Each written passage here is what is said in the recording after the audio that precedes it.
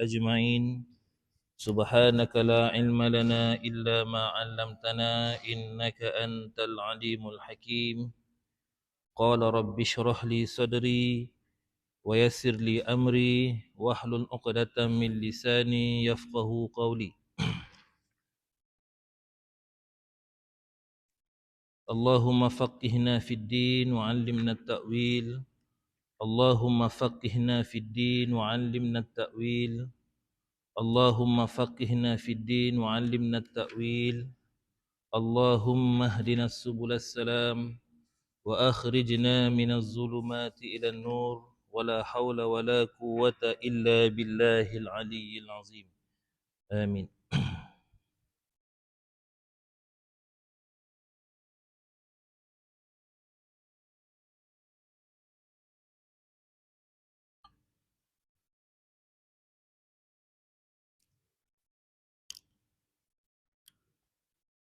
Untuk malam ni kita sama-sama buka muka surat 44 surah Al-Baqarah.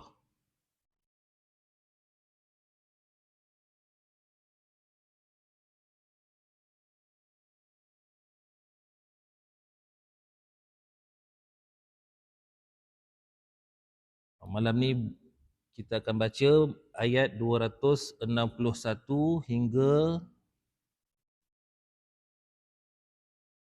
263. Ayat 261 hingga 263.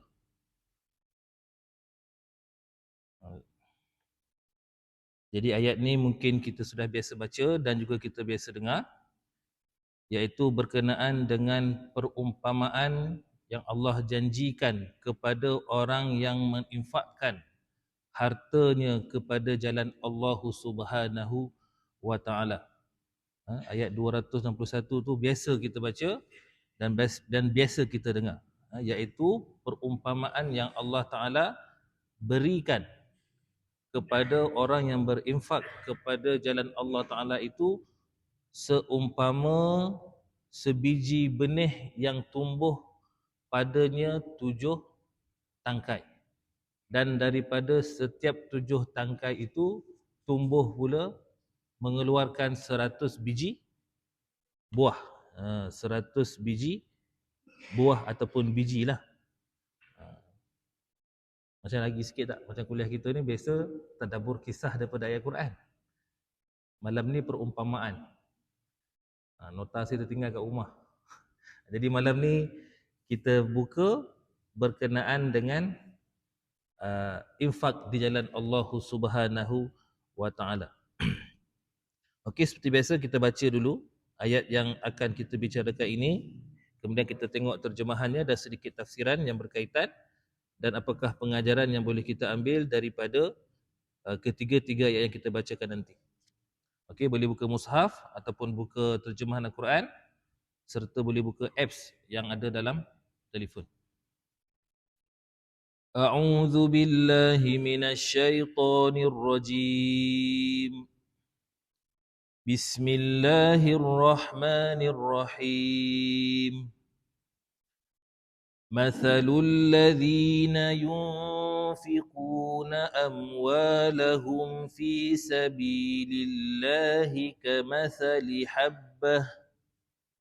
كمثل حبة أنبتت 7 سنابل في كل سنبلة 100 حبة والله يضاعف لمن يشاء والله واسع عليم الذين ينفقون أموالهم في سبيل الله ثم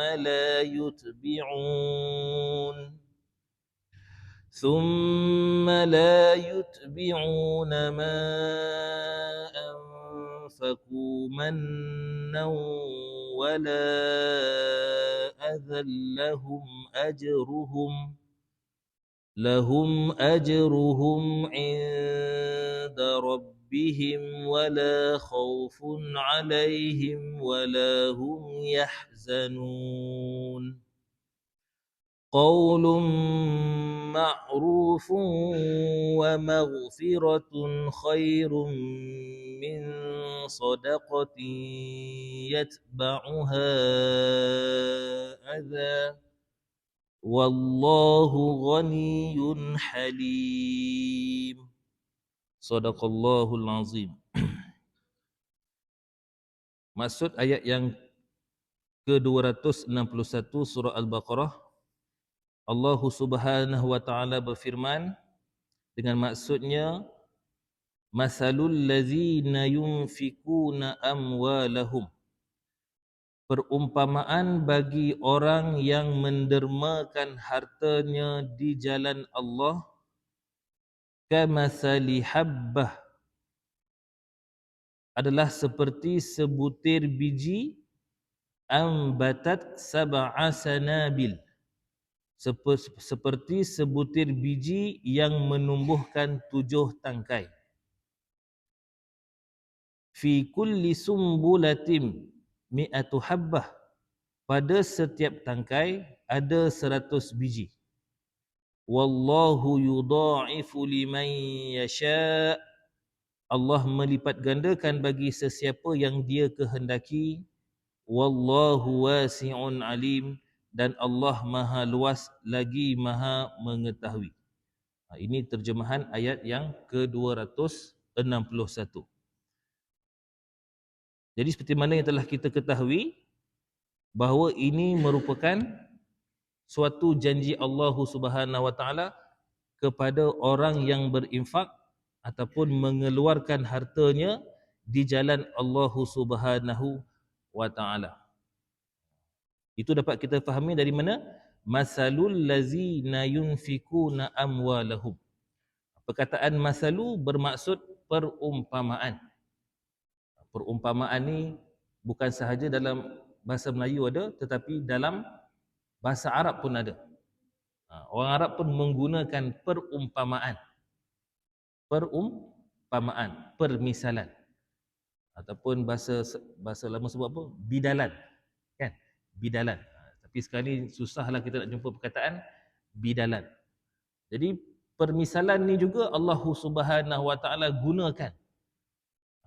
Bukan sahaja bangsa Arab ataupun manusia menggunakan permisalan, bahkan Allah Subhanahu wa taala juga menggunakan permisalan ataupun perumpamaan untuk menyampaikan sesuatu maklumat ataupun menyampaikan suatu arahan ataupun memberikan suatu ganjaran dalam bentuk yang disebutkan tadi sebagai masal. Dalam Arab disebut sebagai masal. Masal. Jadi tujuannya apa dia? Sebagai ulama mengatakan tujuan Allah Subhanahu wa taala menggunakan permisalan supaya manusia ni mudah juga menerima uslub-uslub yang Quran nyatakan. Gaya bahasa tu maknanya tidak pelik bagi mereka sebab mereka dah biasa menggunakan perumpamaan, maka Allah Subhanahu wa taala pun turut menggunakan perumpamaan. Jadi perumpamaan yang disebutkan di sini ialah perumpamaan bagi orang yang mendermakan hartanya. Allazina yunfikuna amwalahum. Jadi menginfakkan harta, ya. Infak ni sebenarnya tidaklah tertakluk kepada harta semata-mata. Infak ni boleh juga dalam bentuk yang lain selain daripada harta. Seperti contoh menginfakkan tenaga. Mungkin orang tu tidak ada harta, tidak ada duit, dia boleh menginfakkan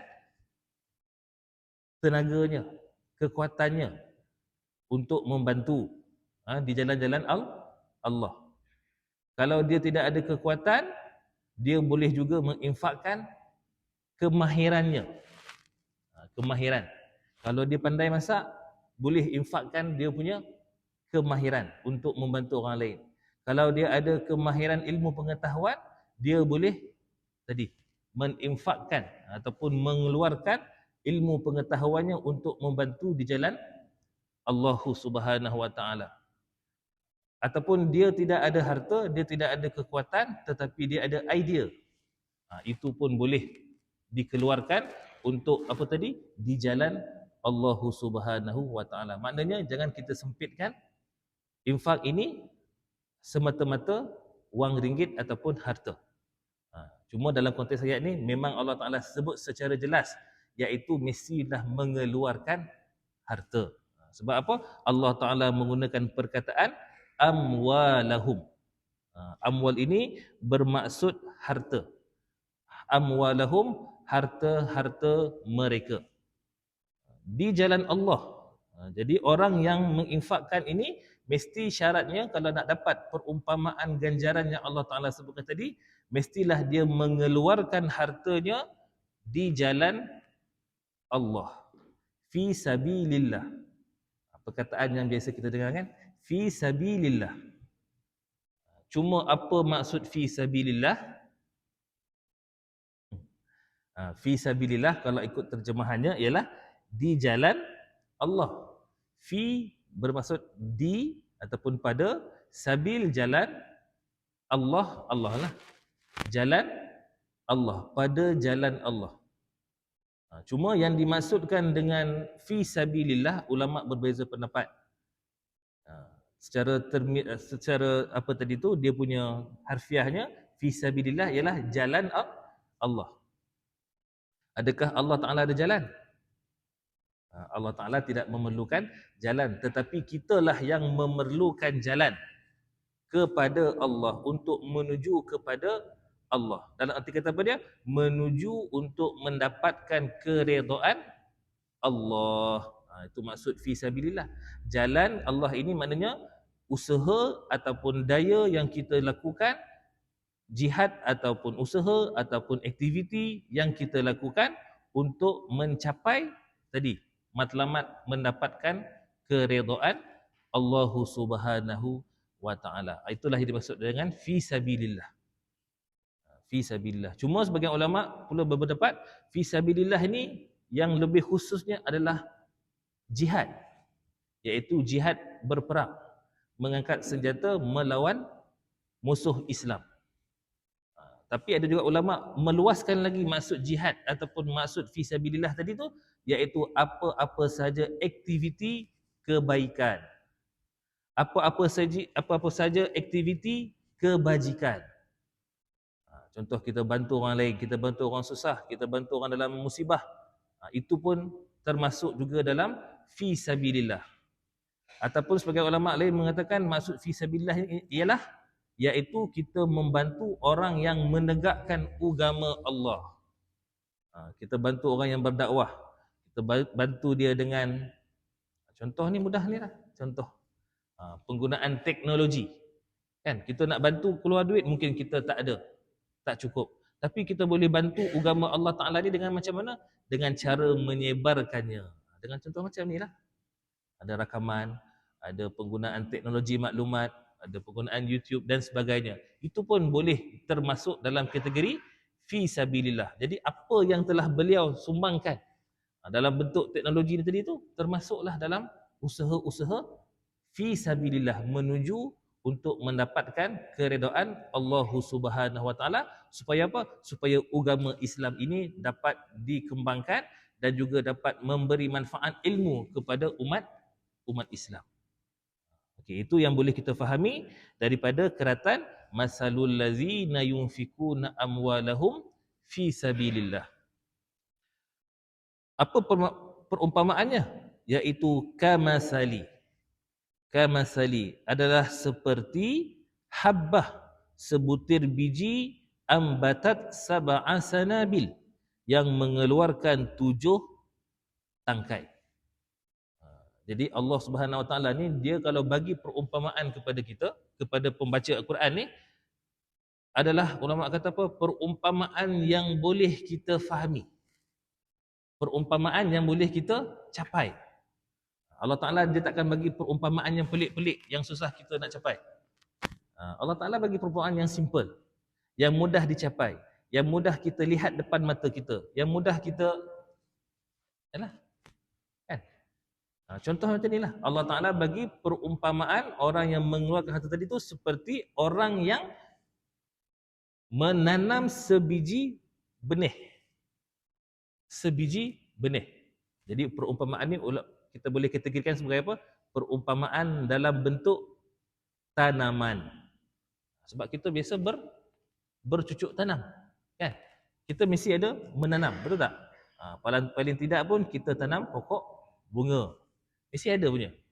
Okey? Jadi seperti apa? Seperti sebiji benih yang mengeluarkan 7 biji tangkai. Jadi daripada benih tu tadi keluar pula 7 biji tangkai. Daripada 7 biji tangkai itu pula lahir ataupun tumbuh padanya itu sab'a sanabila fi kulli sumbulatin mi'atu habbah, 100 biji buah lah. Biasanya buah lah hasilnya tu kan. Jadi bentuk tanaman ni ulama kata Allah Ta'ala gunakan kepada kita sesuai dengan perkara infak ini. Kerana apa? Tanaman ni dia tidak akan dapat hasilnya melainkan kita tunggu dia punya masa yang tertentu. Betul tak? Kita nak dapatkan hasil daripada tanaman ni, kita tidak boleh mendapatkannya dalam masa yang singkat. Samalah juga perumpamaan yang Allah Ta'ala beri kepada kita ini, kita kena faham apa sahaja yang kita infakkan di jalan Allah Ta'ala itu tadi, Allah Ta'ala akan balas dengan balasan yang berlipat kali ganda, terutamanya Allah Ta'ala balas di hari akhirat. Mudah faham tadi? Benda yang kita tanam hari ini, dia tidak akan dapat hasilnya dalam masa yang singkat. Sehari tak dapat.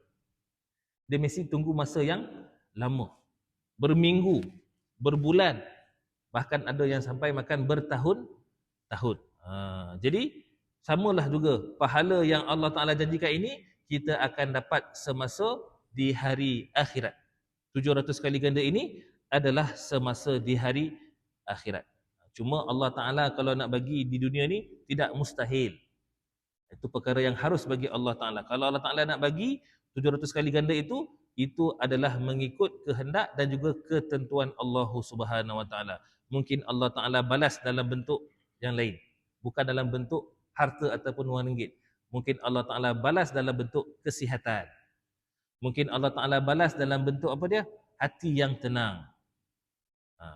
Kan bahkan sebagai ulama kata apa? Itulah yang lebih bernilai daripada wang ringgit. Kalau harta banyak, wang ringgit banyak tapi kesihatan tak ada, tak dapat dimanfaatkan. Wang banyak tapi penyakit ada, boleh makan bubur nasi putih je, kan? Jadi kadang-kadang kesihatan dan ketenangan itu adalah lebih bernilai daripada harta dan juga wang ringgit. Okay? Wallahu yudha'ifu liman yasha. Allah melipat gandakan bagi sesiapa yang dia kehendaki. Maknanya Allah Ta'ala dia boleh melipat kali gandakannya ini, sebagai ulama kata maksudnya ialah Allah Ta'ala bukan sahaja bagi perumpamaan seperti 700 kali ganda, bahkan lebih daripada itu lagi. Tidak ditentukan. Tapi koman-komannya 700. Paling sikit 700. Kalau menginfakkan harta di jalan Allah Subhanahu Wa Ta'ala, terutamanya di medan jihad, medan perang. Tapi kalau yang lebih ikhlas, kan, Allah Ta'ala boleh, ataupun Allah Ta'ala dia boleh bukan saja bagi 700 kali ganda, bahkan Allah Ta'ala boleh bagi lebih lagi. Kerana apa? Wallahu wasi'un alim. Kerana dan Allah Ta'ala itu maha luas. Maha luas ni jangan kita faham Allah tu luas. Maknanya Allah itu maha luas pemberiannya. Allah itu maha luas pemberiannya. Sebab itu dia boleh bagi lebih daripada 700. Maknanya Allah Ta'ala tak tertakluk pada 700, tapi lebih lagi. Jangan kita faham, kita cuma dapat 700 ya. Kita keluar ni RM1 dapat 700 ya. Jangan. Allah Ta'ala boleh bagi lebih lagi. Sebab apa? Allah Ta'ala maha luas, maha kaya perbendaharaannya. Dia tak limit 700. Tapi tadi, kurang-kurang 700 dapat. Lebih boleh dapat tak? Boleh. Sebab Allah Ta'ala maha kaya. Mungkin Allah Ta'ala bagi 1000 kali ganda. Mungkin 2000 kali ganda. Mungkin 10,000 kali ganda. Atas apa tadi? Keluasan kekayaan Allah Subhanahu wa taala. Dia kalau kasih tidak berkurangan pun sedikit. Walaupun sedikit kekayaan Allah taala tidak akan berkurangan. Sebab apa Allah taala bagi lebih banyak? Kerana tadi Allah taala juga lagi Maha mengetahui. Allah taala mengetahui kadang-kadang orang tu dia lebih memerlukan, tapi untuk berjuang untuk menegakkan agama Allah taala dia sanggup mengutamakan jalan Allah taala tadi. Kan infak ni ialah kalau mampu dia boleh sedekah, dia boleh keluarkan. Tapi kalau tak mampu, tidak semestinya dia mengeluarkan, tapi dia mengutamakan jalan Allah taala. Dia mengutamakan orang yang ingin berjuang di jalan Allah Subhanahu wa taala, maka Allah taala mengetahui keperitan dan kesusahannya itu, Allah taala tahu dan Allah taala balas dengan berlipat kali ganda. Okey, itu yang boleh kita fahami dan boleh kita ambil iktibar daripada ayat 261. Okay, sekarang kita tengok pula ayat 262. Jadi ayat 262 ni dia merupakan huraian. Huraian kepada ayat 261 ataupun tambahan maklumat yang Allah Ta'ala nyatakan pada ayat 262 ini, dia ada kaitan dengan ayat 261. Allah Subhanahu wa taala berfirman dengan maksudnya, allazina yunfikuna amwalahum fi sabilillah, orang yang mendermakan hartanya di jalan Allah. Summa la yutbi'una ma anfaku, kemudian mereka tidak mengiringi apa yang dia dermakan itu mannan wala azan. Dia tidak mengiringi apa yang dia dermakan itu dengan mannan, iaitu maksudnya menyebut-nyebutnya, ataupun dalam arti kata lain apa dia? Mengungkit. Wala azan, dan azan ni bukan azan yang kita faham ni lah, bukan azan solat maksud waktu. Azan dekat sini maksudnya apa dia? Menyakiti. Menyakiti perasaan penerima tadi. Lahum ajruhum inda rabbihim, mereka memperoleh pahala di sisi Tuhan mereka. Wala khaufun alaihim, tidak ada rasa takut pada mereka. Wala hum yahzanun, dan mereka tidak bersedih. Jadi ini maksud ayat yang ke-262. Jadi ulama mengatakan kalau ayat 261 itu, sebagai ulama kata apa, itu fokus kepada jihad ataupun perang di jalan Allah Subhanahu wa taala fi sabilillah. Manakala fi sabilillah dalam ayat yang ke-262 ini, sebagai ulama kata apa, dia lebih umum. Fi sabilillah yang arti kata lain apa tadi tu, segala amal kebaikan ataupun segala amal kebajikan yang dilakukan untuk mencapai keredaan Allah Subhanahu wa taala, dan dalam pada masa yang sama memberi manfaat kepada umat. Jadi pahalanya sama tak? Ulama kata sama. Jadi sebagai ulama kata sama seperti orang yang mengeluarkan harta untuk membantu jihad fi sabilillah. Sebab membantu tadi menyebarkan agama Allah, menyebarkan dakwah ini juga termasuk dalam fi sabilillah.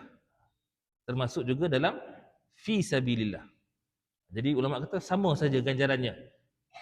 Bahkan tadi lebih, maknanya minimum 700 ganjarannya. Tapi boleh tak Allah Ta'ala bagi lebih? Boleh. Boleh. Tapi ada syarat. Kita kena ingat, ada syaratnya. Orang yang nak berinfak untuk mendapatkan 700 kali ganda ni, ada syarat-syarat yang Allah Subhanahu wa taala tetapkan. Dia macam ada, orang kata apa? Perjanjian lah. Kan? Kita dengan Allah Ta'ala ni ada perjanjian. Aku akan bagi pahala, tapi tertakluk kepada terma dan juga syarat.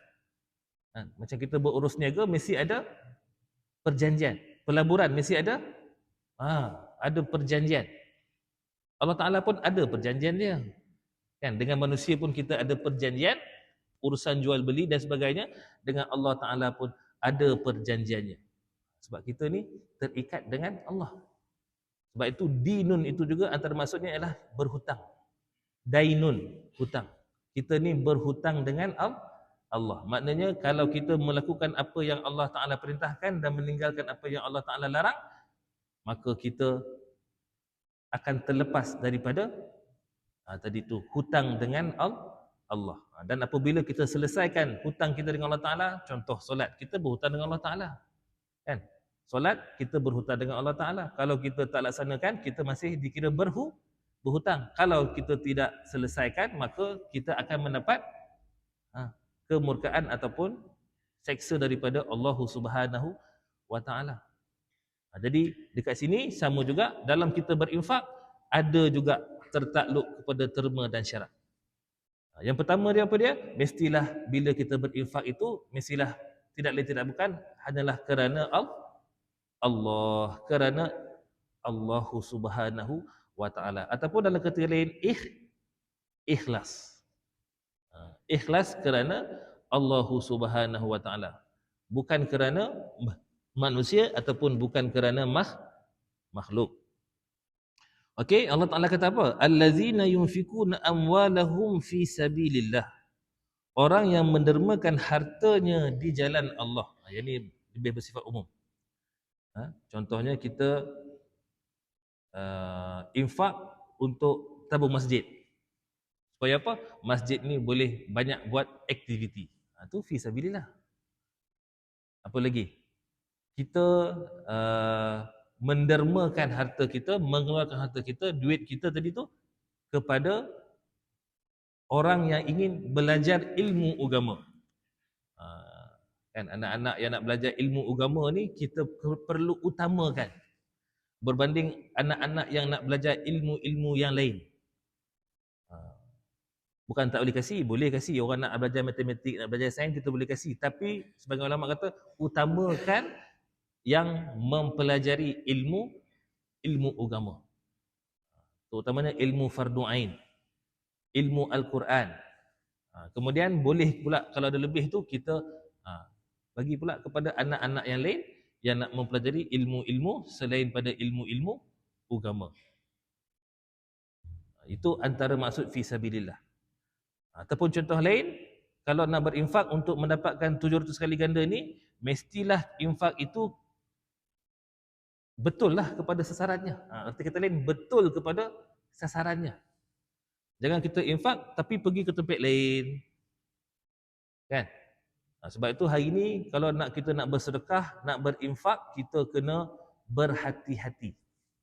Sama sekarang ni kena berhati-hati. Bukan kita culas, bukan kita malas, bukan kita buat alasan tak nak berinfak, tapi macam itulah keadaannya. Hari ini kan banyak scammer kan.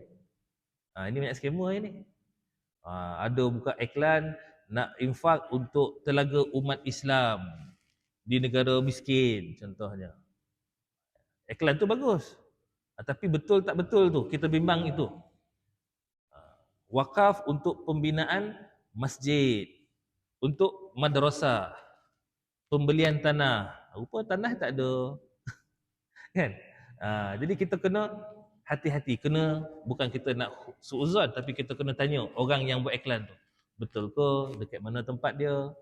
Kan kita memang nak belum-belum buat kebajikan tapi kena smart. Orang kata kena cerdik, smart. Supaya apa?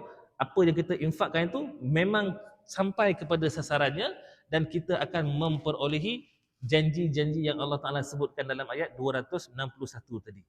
Kalau tidak, jadi bukanlah sia-sia, tak sia-sia. Tapi wakaf tu tak dapat, pahala wakaf tak dapat. Tapi pahala ataupun pahala atas sebab kita mengeluarkan niat atas untuk memberi bantuan itu dapat. Dapatlah tapi sikitlah. Kan? Ada orang kata tak apa, sikit pun tak apalah, janji dapat. Kita tak nak macam tu. Kita nak kalau boleh biar amal sedikit tapi ganjaran dia besar. Sebab kita amal tak banyak. Kan? Duit pun tak berapa banyak. Jadi kita nak yang sikit ni biar betul-betul sampai kepada sasaran dan pulangannya seperti mana yang Allah Subhanahu wa taala janjikan. Itu maksud tadi tu yunfikuna fi sabilillah. Mestilah kita sasarkan infak tadi tu utamanya kepada apa? Fi sabilillah. Kalau nak buat jalan boleh tak? Boleh. Sebab apa? Untuk kegunaan umat pun boleh. Termasuk juga fi sabilillah. Apatah lagi jalan tu untuk ke rumah-rumah Allah. Jalan tu pula untuk ke masjid, ke surau, ke madrasah dan sebagainya. Itu pun termasuk juga. Walaupun kita infakkan itu untuk pembinaan jalan. Okey? Itu maksud allazina yunfikuna amwalahum fi sabilillah. Itu syarat yang kedua. Syarat pertama tadi pada mesti ikhlas. Itu tidak ditadabkanlah, tak boleh lagi. Nak dapatkan ni Allah Taala kata apa? Pertama mesti ikhlas. Yang kedua mestilah sampai kepada sasaran yang betul, iaitu fi sabilillah. Yang ketiga apa dia? Allah Taala menyebut summa la yutbi'una ma anfaqu mannan wala adhan. Dia kemudian tidak mengiringi apa yang dia dermakan itu dengan menyebut-nyebutnya. Itu maksud mannan. Biasanya kita bila sedekah kan, bila sedekah ni kita janganlah kita menyebut-nyebut. Ataupun bila kita dah sedekah, jangan kita ungkit. Itu maksud dia. Jangan kita mengungkit-ungkit. Contohnya orang tu bila dia nak minta bantuan kita untuk dia melakukan perniagaan ke, untuk dia belajar ke sebagainya, kita bagi. Kemudian satu masa dia berjaya. Kemudian kita pun mengungkit-ungkit. Dapat tak 700 ni punya pahala ganjaran tadi? Tak dapat. Sebab apa? Dia mengungkit. Sebab dia mengungkit. Sebab apa tak dapat? Sebab biasanya mengungkit ini biasanya digunakan untuk merendah dan juga menghina orang yang menerima pemberian itu tadi. Biasanya bila sebut mengungkit ni, kita nak menghina dia. Orang tu nak menghina orang yang menerima pemberian dia tadi tu. Contohnya lah, dia dulu kalau saya tak tolong tak ada lah. Tak dapat macam ni dia dah. Inilah tangan yang tolong, inilah tangan yang kasih ni. Nampak dia ngungkit. Ngungkit macam tu boleh tak? Tak boleh. Tak boleh. Dia boleh hilang, bahkan boleh hilang. Masa dia mula derma dulu, ikhlas 10 tahun lepas dia tolong orang tu, dia ikhlas bagi. RM1 ikhlas kasih. Ada tengok orang tu 10 tahun sekarang ni, dah kemudian dia makin kaya, lagi baju pada dia, dia pun ngungkit. Inilah tangan yang tolong dia dulu ni. Ngungkit. Jadi masa tu Allah Ta'ala akan memadamkan ganjaran 700 kali ganda yang telah Allah Ta'ala janjikan. Sebab tu tak boleh ngungkit. Kan? Ngungkit yang macam tu tak boleh. Tapi ngungkit dalam erti kata untuk memberi peringatan. Contoh, saya dulu bagi ni untuk bantu kamu supaya satu madrasah sendiri bila kamu dah ada dah ada modal, kamu kena bayar balik. Contoh macam tu kan. Tu boleh ngungkit. Kalau tak ngungkit, tak dapatlah kita apa yang kita bagi bantuan tadi. Tapi sebaiknya kalau kita nak bagi bantuan, biarlah ikhlas. Tidak mengharapkan sebarang pulangan. Jangan sebut-sebut. Jangan kita ungkit-ungkit. Dulu kan saya dah tolong, sekarang ni awak tolong saya pula. Kan ada biasa orang guna istilah macam tu kan. Hari ni saya tolong awak, nanti masa akan datang awak tolong saya pula. Jangan. Kalau boleh jangan kita sebut benda macam tu. Sebab kita nak mendapatkan apa tadi? Ganjaran Allah. Kita bukan nak dapatkan ganjaran makhluk. Itu tak boleh. Kalau mengungkit dalam erti kata apa tadi tu? Menghina ataupun merendah-rendahkan orang yang pernah mendapat pemberian daripada dia. Jadi boleh tak hilang akaun tadi tu? Boleh hilang. Macam scammer pula kan. Tapi Allah Ta'ala bukan scammer. Hari ni banyak orang macam tu. Dalam akaun ada 1,000, tiba-tiba hilang, tinggal 200. Ataupun tinggal deposit RM50 dia boleh. Jadi Allah Ta'ala bukan bersifat zalim, tapi itulah yang tadi Allah Ta'ala dah bagi panduan. Tertakluk pada terma dan syarat. Nak dapat 700 tadi, macam mana cara dia? Ikhlas pertamanya. Kedua, mestilah betul fi sabilillah, jalan yang betul, bukan kepada jalan maksiat. Yang ketiga, jangan mengungkit. Jangan mengungkit. Dan yang keempat, Allah Ta'ala kata apa? Wala azan. Jangan menyakiti. Adalah mungkin menyakiti pula hati dan perasaan orang yang menerima pemberian tu tadi. Contoh macam mana menyakiti ni? Contoh, dia bagi, tapi dalam pada masa sama dia kutuk. Contohlah. Contoh macam mana tuan? Bagi, dalam pada masa sama dia dia dia tenyih sikit dia basuh sikit. Kau ni tak boleh harap, ambil dah 100 ni. Kan? Tak boleh harap langsung, ini pun tak boleh. Padahal orang tu memang berharap. Jadi kita jangan menyakiti hati orang tersebut. Kita nak bagi senyap. Tak nak bagi, tak payah bagi. Kan? Yang penting jangan menyakiti. Menyakiti hati, ya. Ataupun kadang-kadang boleh pula menyakiti fizikal dia. Kita bagi dalam pada masa sama kita sosah dia. Kita pukul dia kan? Tak boleh.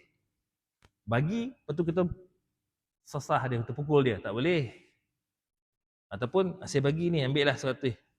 Tapi alang-alang tu awak ada mesin, potonglah sikit rumput rumah saya tu. Aduh pula macam tu kan. Bagi dalam pada masa sama nak balasan. Dia boleh ambil lah 100. Dia memang buat kan, dia buat tapi dalam keadaan yang terpaksa, sakit hati. Tapi nak juga duit tu tadi, ambil jugalah. Mesin rumput lah. Jadi kalau boleh jangan sampai menyakiti. Jangan menyakiti, jangan mengungkit, dan juga jangan menyakiti hati dan perasaan orang yang menerima pemberian yang kita beri tadi. Jadi orang macam ni Allah Ta'ala kata apa? Bukan sahaja dia akan dapat 700 kali ganda janji Allah Ta'ala tadi. Lahum ajruhum inda rabbihim. Bagi mereka tadi, lahum ajruhum inda rabbihim. Mereka memperoleh pahala di sisi Tuhan mereka. Mereka akan dapat 700 tadi tu. 700 kali ganda tu tidak akan hilang daripada akaun dia. Akan berkekalan sampai bila? Sampailah hari akhirat. Itu maksud lahum ajruhum inda rabbihim. Dapat pahala tadi tu. Dan pahala itu datang daripada Allah Ta'ala dan Allah Ta'ala tak akan tarik. Tapi kalau tadi bila derma ikhlas, lepas tu lepas 10 tahun, lepas 3 tahun, lepas 5 tahun dia ngungkit. Dia mengungkit. Kemudian tadi menyakiti hati dan perasaan orang yang dia bantu tadi. Maka automatik ganjaran tadi Allah Ta'ala tarik balik. Bukan Allah Ta'ala zalim, tapi itulah kehendak Allah Ta'ala yang Allah Ta'ala dah beritahu. Kalau nak dapat ganjaran ni, jangan mengungkit, jangan menyakiti. Apatah lagi dengan sama ada perkataan ataupun perbuatan. Dan bagi mereka Allah Ta'ala kata apa? Wala khaufun alaihim wala hum yahzanun. Tidak ada rasa takut pada mereka dan mereka tidak bersedih. Maksudnya apa dia? Bila orang itu sudah berinfak, bila mereka meyakini bahawa Allah Ta'ala telah menjanjikan kepada mereka ataupun kepada dia itu dengan ganjaran yang banyak tadi tu, maka dia tidak akan takut. Orang yang banyak berinfak ni, dia sebenarnya tidak takut kepada ganjaran ataupun janji-janji Allah. Dia tak takut miskin. Dia tak takut pahalanya disia-siakan. Sebab apa? Dia tahu Allah Ta'ala telah menyediakan dia ganjaran ataupun pahala yang berlipat kali ganda. Biasa orang yang nak tidak takut ni, dia bila sebut tidak takut ataupun takut ini biasanya berkait dengan perkara yang akan berlaku pada masa akan datang. Bila sebut takut perkara akan datang. Contoh macam hari ni lah dia sebut, takut keadaan kita sekarang ni. Dengan harga barang naik, macam mana lah lagi 10 tahun anak-anak kita. Takut bermaksud berkait dengan perkara yang akan datang. Takut dia tidak apa tadi? Tidak berkait dengan perkara yang lepas. Jadi kalau orang yang sudah percaya kepada janji Allah Ta'ala, melakukannya dengan cara yang Allah Ta'ala sebut tadi tu, maka dia tidak akan takut untuk meninggalkan dunia ini tadi. Kan orang yang banyak amalnya dan amalnya itu ikhlas kerana Allah Ta'ala, amalnya itu pula bersesuaian seperti mana yang Allah Ta'ala sebut, maka tidak ada ketakutan bagi mereka untuk meninggalkan dunia ini. Takut tak kita meninggalkan dunia ini? Kalau tak takut tu hebat tu. Saya takut sebab banyak lagi amal yang kita tak buat. Tapi kalau orang yang betul tak takut, sebab apa tak takut? Saya dah beramal seperti mana yang Allah Ta'ala suruh. Saya dah telah yakin dengan janji Allah Ta'ala. Saya tak bimbang. Kan? Allah Ta'ala tidak akan mensisihkan janjinya. Itu keimanan yang sangat tinggi. Sebab itu infak ni dia berkait dengan keimanan kepada peristiwa akan datang. Dalam surah Baqarah sebut apa? Allazina yu'minuna bil ghaibi wa yuqimuna salata wa mimma razaqnahum yunfikun. Yu'minuna bil ghaibi itu antara maksudnya apa dia? Percaya perkara gaib. Apa yang gaib? Janji-janji Allah Subhanahu wa taala. Dan hujung tu Allah Taala sebut apa? Wa mimma razaqnahum yunfikun. Orang yang percaya kepada janji-janji Allah Taala tadi, dia memperbanyakkan solat, menjaga solat yang fardu dan memperbanyakkan solat yang sunat, serta dia memperbanyakkan infak. Ini tanda-tanda orang yang beriman dengan perkara gaib, antaranya iaitu janji-janji Allah Ta'ala pada hari kiamat. Dia tak takut. Bukan saja tak takut untuk meninggalkan dunia ni tadi, bahkan mereka tidak sedih untuk meninggalkan dunia. Tak sedih. Apa nak sedih? Saya dah tahu dah janji Allah Ta'ala. Kan? Macam orang Palestin hari ni kan. Dia kalau sedih pun sekejap je. Bahkan kadang-kadang tu kita tengok dalam YouTube ataupun Facebook tu, kebanyakan ahli keluarga mereka gembira, alhamdulillah. Adik saya telah syahid. Alhamdulillah anak saya syahid. Alhamdulillah mak saya syahid. Alhamdulillah akak saya syahid. Sebab apa? Dia dah percaya, tak sedih. Apa tadi tu? Ahli keluarganya meninggalkan dunia ini. Sebab apa? Mereka yakin dengan janji Allah Ta'ala bahawa orang yang mati syahid ni tadi masuk syurga tanpa hisab. Itulah ganjaran paling besar. Kan? Itulah ganjaran yang paling besar. Ataupun orang yang nak mati apabila dia telah yakin dengan Allah Subhanahu Wa Taala, beramal seperti mana yang Allah Taala telah perintahkan, maka dia takkan sedih meninggalkan dunia ni tadi. Orang yang sedih meninggalkan dunia tadi ialah apa dia? Orang yang tadi yang tidak menunaikan kehendak ataupun perintah Allah Subhanahu Wa Taala. Dahlah takut, sedih. Takut. Sedih pula bila digambarkan ketika sakaratul maut itu nanti, gambaran dia nanti. Kan lah sedih. Patut saya dapat lebih lagi kalau saya berinfak, tapi saya buat setakat ni saja. Allah rugi. So sedih. Kan? Nak minta dikembalikan ke dunia boleh tak? Tak boleh lagi dah. Jadi sebab itu orang yang menunaikan tanggungjawab amal-amal kebaikan seperti mana yang Allah Ta'ala perintahkan, Allah Ta'ala sebut dalam ayat ini di hujungnya apa dia? La khaufun alaihim walahum yahzanun. Tidak takut dan juga tidak sedih. Okey, boleh satu ayat lagi. Ayat yang terakhir yang kita baca tadi iaitu maksud ayat 263. Qaulun ma'rufun wa maghfirah. Okey, jadi macam tips lah. Kita boleh katakan masuk ayat ini dia seumpama panduan Allah Ta'ala kepada kita sekiranya kita tidak mampu untuk berinfak ataupun bersedekah di jalan Allah. Tak mampu kita tolong orang lain, Allah Ta'ala kata apa? Qaulun ma'rufun. Perkataan yang baik. Perkataan yang baik dan pemberian maaf. Ya, pemberian maaf. Perkataan yang baik ni apa dia? Bila orang tu minta tolong kita, minta sedekah pada kita, minta bantuan kita, tapi kita tak mampu nak bantu. Kan, kita tidak mampu memberi apa yang dia minta itu tadi, maka kita kena tolak dengan perkataan yang baik. Maknanya tolak dengan cara baik. Kan? Ada orang susah sangat, dia minta kita, mendesak-desak kita sampai tarik baju kita, tengah malam dia cari kita. Kan, kita banyak duit, contohnya lah. Tengah malam telefon, datang rumah, tekan loceng tengah malam. Sampai dia kata, tak ada orang lain lah, saya nampak tuan dia ni. Orang lain tak boleh bantu saya nampak tuan dia. Nampak? Sampai tengah malam pun dia cari kita.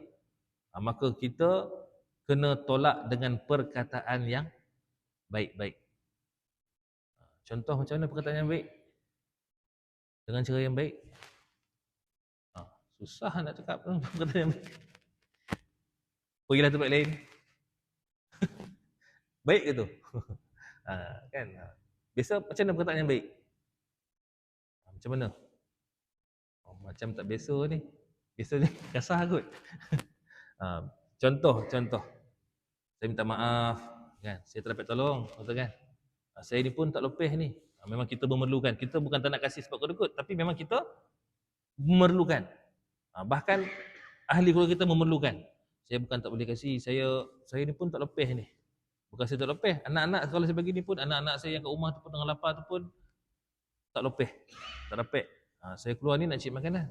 Jadi saya minta maaf. Itulah perkataan antara perkataan yang baik. Yang Allah Taala kata tadi tu qaulun ma'rufun. Perkataan baik. Tolak dengan cara baik. Saya minta maaf. Saya tak dapat tolong bantu kali ni. Saya ada seposen je. Ambillah seposen dulu. Ada lebih esok saya kasih. Nanti datang lain kali. Tengok lain kali dah tak ada. Kita pun lagi. Jadi kalau boleh, kalau tak kasih, kita tolak dengan cara yang baik. Itu antara cara yang baik lah. Apa lagi contoh cara yang baik? Saya minta maaf, saya tak ada. Minta kat orang sebelah. Cara baik juga. Cara baik juga kan? Yang kurang-kurang, dia pun, kita katalah, orang sebelah ni lagi banyak duit dia ni. Lagi banyak harta dia. Ataupun, kalau nak apa tadi, lorong depan tu. Lorong depan tu lagi banyak. Situ direct tu semua. Tu kalau minta tu 100 tak lagi tu. Kalau 10 rumah dapat 1000. Cakap cara yang baik lah. Yang penting cakap cara yang baik. Ataupun tadilah memang depan tu semua lorong yang kata apa, orang yang mewah kan. Kalau dapat rezeki dia setiap rumah tu 100, memang tak mustahil hari tu dapat 1000, rehat dia 3 hari. Kan rehat dia 3 hari. Dapat 1000. Wah, 1000 dah cover 3 hari ni. Jadi tolak dengan cara yang baik. Ataupun cara yang baik kita doakan. Saya minta maaf saya tak dapat nak tolong, tapi saya doakan anda, encik ke apa, ke abang ke, dipermudahkan urusan. Kan? Ataupun cara baik, boleh pergi ke Baitul Mal. Contoh, kita ada Baitul Mal kan? Pejabat zakat ke, boleh pergi ke situ. Isi borang, insya-Allah dia akan bagi, pegawai tu akan kasih. Tapi kena isi borang sikit lah. Kita tolak cara yang baik. InsyaAllah dia akan terima. Kalau kita tolak cara yang kasar, kita bimbang nanti, dia makin mendesak kita. Kan? Makin kasar, makin dia mendesak kita kan. Silap-silap bergaduh pula. Jadi sebab tu seeloknya tolak dengan cara yang baik. Ataupun tadi Allah Ta'ala kata apa? Dengan memberi maaf. Memaafkan. Tadilah contoh tadi kita kata, orang tu tadi dia minta tu dengan cara kasar. Yalah, dia dah terdesak kan. Minta sampai tengah malam, tarik baju kita depan orang ramai. Kadang-kadang tu sampai terkoyak pula baju kita. Ada kan, sebab dia nak sangat. Tapi kita pun maafkanlah. Kita faham dia terdesak. Kalau orang tak terdesak, tak macam tu dah. Kan? Sampai dia tarik baju kita, minta sedekah sampai koyak-koyak baju kita. Bukan baju dia koyak, baju dia tak koyak, baju kita koyak. Maknanya apa tu? Terdesak. Jadi kita maafkan. Itu maksudnya qaulun ma'rufun. Allah Taala kata apa? Khairum min sadaqatin. Lebih baik daripada sedekah yatba'uha adza, yang diiringi dengan tindakan yang menyakitkan. Tadilah kalau dia minta juga, orang ni tak faham bahasa kau. Ambil, kita bagi dia 10 kau, 100 kau, tapi kita campak ke tanah ataupun kita kumat-kumat, campak je tu. Apa ambil? Tu kan. Campak kat longkang pula tu. Itu menyakitkan hati. Apatah lagi tadi, silap-silap menyakitkan hati dan juga fizikal dia. Campak dekat longkang ataupun lubang yang sempit, dia pun ambil juga sebab dia nak. Jadi sebaiknya kalau tak nak kasih, cakap yang baik-baik. Kalau tak nak kasih, cakap dengan baik. Jangan kita kasih tapi dalam keadaan kita bagi dalam keadaan menyakitkan hati dia, menyakitkan perasaan dia. Silat-silat tadi menyakitkan juga tubuh badan dia. Itu lebih baik. Itu adalah lebih baik. Dan Allah Taala sebut wallahu ghaniyyun halim. Allah Maha Kaya lagi Maha Penyantun. Allah tadi Maha Kaya, kan? Ucapan kita sebut baik tu pun, kita berlemah lembut dengan orang yang mengkasari kita itu pun ada ganjarannya. Walaupun kita tak kasih, itu maksud dia. Walaupun kita tak kasih, dia minta kat kita dengan cara yang kasar, tapi kita sabar, kita cakap dengan cara yang baik. Dia kasar dengan kita sampai koyak baju kita, sampai pecah kereta kita, kan? Dia nak duit tu, dia pecah kereta kita, kan? Minta duit, dia kejar kita, contohnya lah, contohnya. Tapi kita faham, kita pun berlemah lembut dengan dia. Jadi Allah Ta'ala pun berlemah lembut juga dengan kita. Maknanya Allah Ta'ala tidak akan sia-siakan apa yang telah kita lakukan kepada orang yang meminta sedekah kepada kita tadi. Walaupun kita tak kasih, apa yang kita buat? Qaulun ma'rufun, cakap dengan cara baik dan kita memaafkannya. Sebab apa kita buat macam tu? Sebab kita faham dia terdesak. Sebab apa kita buat macam tu? Sebab kita faham Allah Ta'ala tu Maha Kaya dan dia pun berlemah lembut terhadap hamba-Nya, maka kita pun kenalah juga berlemah lembut terhadap sesama kita. Dan Allah Ta'ala tidak akan menyia-nyiakan apa yang kita lakukan tadi. Kita maafkan, kita cakap dengan perkara yang baik. Allah Ta'ala kaya juga, dia takkan tak kasih. Dia bukan syarat tadi tu kena infak pun dapat. Cakap benda yang baik pun dapat pahala. Itulah tadi kebesaran dan juga keluasan rezeki dan juga pahala yang ada pada Allah Subhanahu Wa Taala, yang mana siapa yang buat kebaikan, siapa yang ikut arahan yang Allah Taala sebut pada ayat ini tadi, Allah Taala akan tetap memberi ganjaran.